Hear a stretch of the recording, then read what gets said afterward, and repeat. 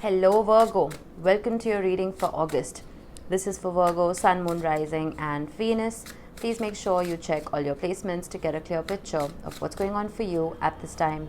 As always, this is a general reading. It may or may not resonate for all of you. Please take the bits that do resonate and leave the rest behind for somebody else.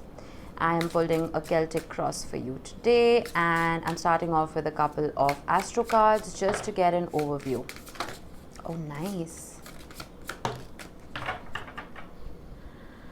Let's see, we have house 12 and we have the sun. Very interesting.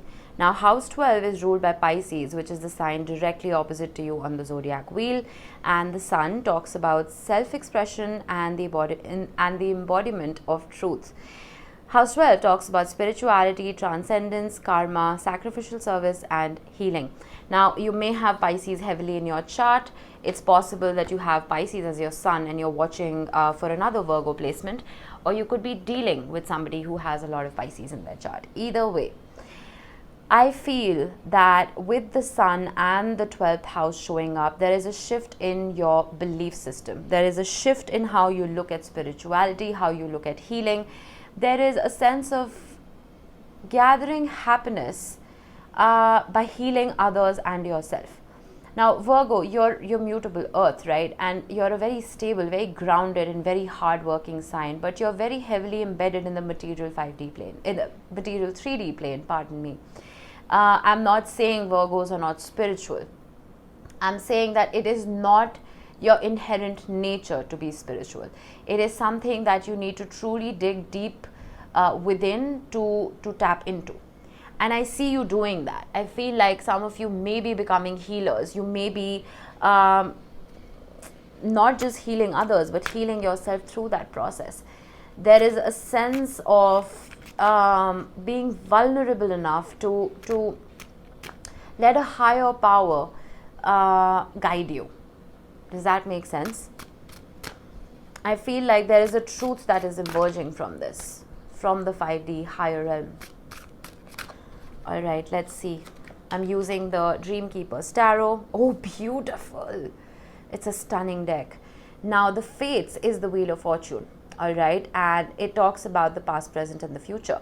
Now, I may botch this up completely, but the three Fates talk about measuring one's life. Okay, so deciding how long a person gets to live. All right, that is one of the Fates' jobs. So it represents the future. The current talks about deciding exactly how to stitch that particular garment. And then the past talks about cutting off the thread. The Wheel of Fortune or the Fates is a card of the universe. It is a card of karma. It is a card of Kesara energy, in my opinion.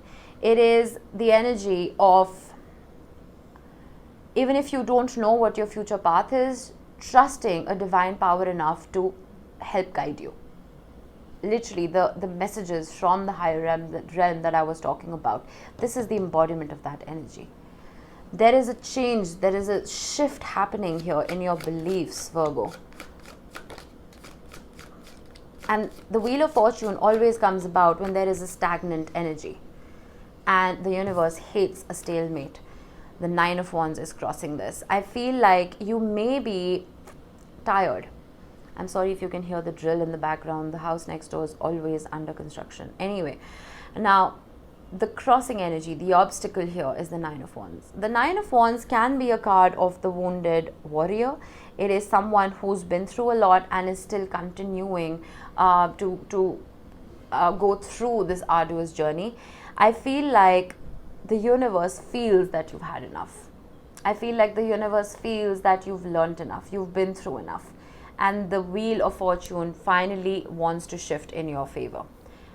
Whatever has made you tired, whatever has made you feel like you want to give up, it's like you've reached rock bottom. And the universe is like, all right, you've done enough. I'm going to step in and I'm going to help. That's the feeling I'm getting here. Let's see, what is your focus? The Two of Pentacles, a juggle. You're juggling. I feel like there's a lot of struggle here. Now you see the Two of Pentacles, the face right here is not where it should be. The face is where the solar plexus chakra is. The solar plexus chakra is ruled by the sun. Someone else had a very similar energy to this. I feel like you are focused on what brings you not just joy, but what helps you feel comfortable in your own skin. It is possible that you have been feeling almost like disconnected from yourself. There's something in the material plane that has either upset you or has made you feel completely discontented. But this 12th house energy, this going deeper energy, this spiritual energy, this belief is almost lifting your spirits. Whatever juggle this is, I feel like it's coming to an end. There's a stabilizing of emotions almost. What was in the recent past? The Magician. All right, I feel like Virgo, now this is your energy, yours and Gemini's. I feel like things were moving. You were manifesting from a good place. I feel like you realized that you needed to balance the yin and the yang. You see those two inverted triangles. You needed to balance light and dark. You needed to make use of all the elements at your disposal to create your own reality. But sometimes when we manifest, we start looking at manifestation as a chore. All right, okay, that's a ritual I have to do. All right, that's something I have to do because, well, I'm manifesting. You know what I mean? I'm not calling you out. We all do this. Manifestation is more, it's not really the law of attraction, in my opinion. It is a law of what is. Only once you start looking at your manifestations as if they've already come to pass is when they will truly come to pass for you, and much faster. You know what I mean? So if you were manifesting from a good place in the past and you feel like suddenly those manifestations are not working for you, ask yourself what you need to change. Okay?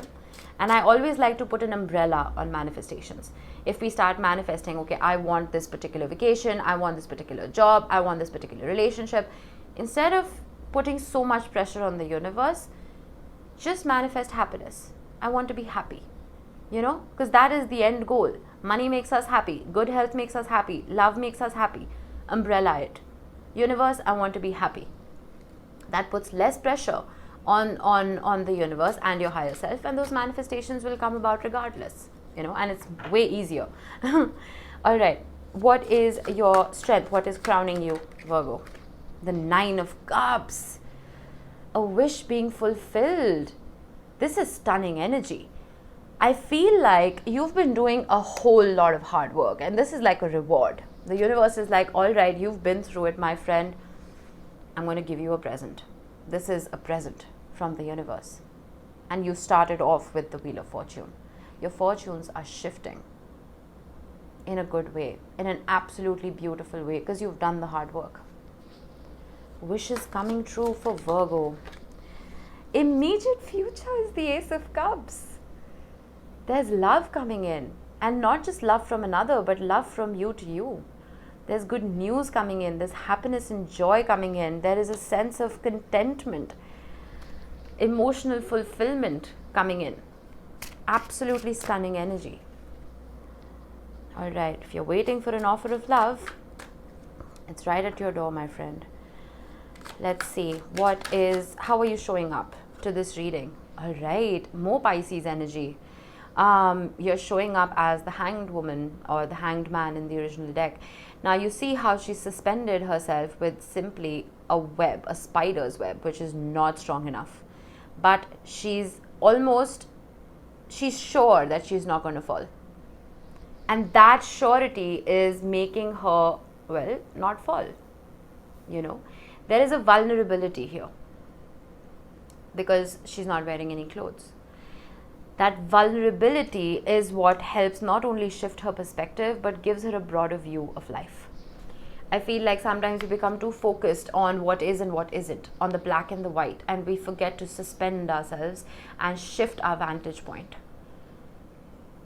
That vantage point is shifting with 12th house energy. It is very unlike your energy, Virgo. You rule the 6th house. This is the complete opposite of you. It's the 12th on the wheel. There's an integration of two different parts of your personality coming in to create a more whole you. All right, let's see. External influences that you may or may not be aware of. Stunning energy. This is Aquarius energy. It is the energy of healing. You see that raven, which is one of the most mystical creatures known to mankind, is bringing her flowers that talk about love and peace and harmony. That heart, if you see, I don't know if you can see closely, that heart is wide open. It's been broken, it's healing, but that pain is a nectar for hummingbirds. Whatever pain you've been going through is almost like a guidebook for other people who are on a healing journey as well. The skeletal fish body that she has, it's preventing her from swimming. The water is very, very rough. But you see her mind, that ship right there, her mind is keeping her afloat. I feel that not only is your heart healing, but your mind is healing as well, which is exactly what spirituality is. Transcendence, karma, healing.